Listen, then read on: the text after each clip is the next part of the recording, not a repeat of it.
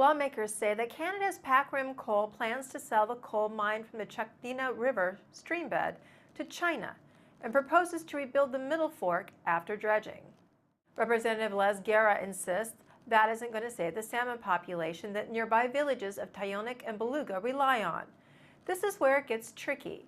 The native village of Tyonek and the Tyonek Native Corporation sit on opposite sides of the proposition. The Alaska Department of Natural Resources just closed its comment period at 4:30 today on a precedent-setting issue that will have international impacts.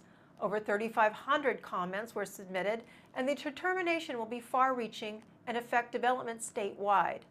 In simplest terms, the state has an application process that mines go through that includes a request to reserve the water needed from a stream in order to mine.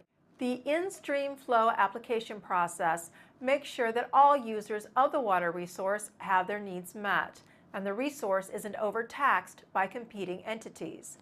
Anti-development groups have been signing up for in-stream flow applications to stop development from occurring. The state of Alaska has limited resources and administrative manpower, and we're told that a staggering 85% of the applications that are being processed are not promoting development of natural resources, but stopping it. In this precedent-setting case, the in-stream flow application submitted by the Chitchitna Citizens Coalition to retain needed water for salmon. It sounds noble, but the state of Alaska already sets aside water for salmon automatically as part of its normal course of business. Anti-development groups have been gaming the system, costing the state big dollars and incredible man-hours in processing red herring applications, which in addition to blocking a particular project, tie up the system so that other development projects miss seasons waiting in line. Similar faux applications have been put forward to stop mega projects like the Pebble Mine and the Susitna Hydro Project. Representative Dan Artez submitted House Joint Resolution 16 to try and get Alaska a seat at the Canadian table when transboundary mines are being permitted. There are currently 2 mines going through the permit process on the Canadian side that have Alaskan overflow. Several very active anti-development groups have been making their way through Alaskan villages, warning that toxins will flow into Alaskan waters should these mines fail. I know that it's important for our state and for particularly the residents of Southeast Alaska to feel like we have a voice at the table in discussions with Canadian officials, Canadian mining officials, as to what actually is going to transpire in the development of those mines, and to make sure, as best we can, that the mining development is done in a fashion that doesn't threaten several important rivers that are big providers of our salmon. A new task force set up by Lieutenant Governor Byron Malott is meeting with British Columbian officials on the issue. The Department of Natural Resources has been working elbow to elbow for 2 years with their counterparts in BC before this became a political issue.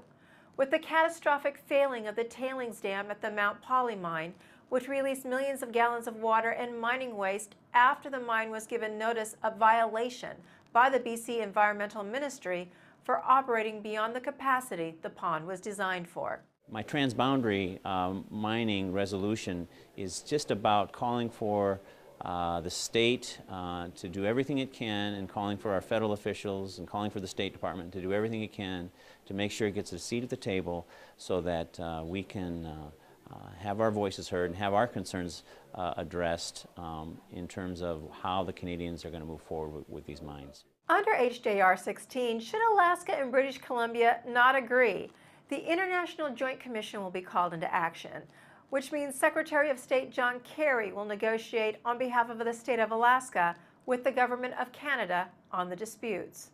I come from a district that's very, very much tied into this fishing industry. It came directly from the fishermen themselves.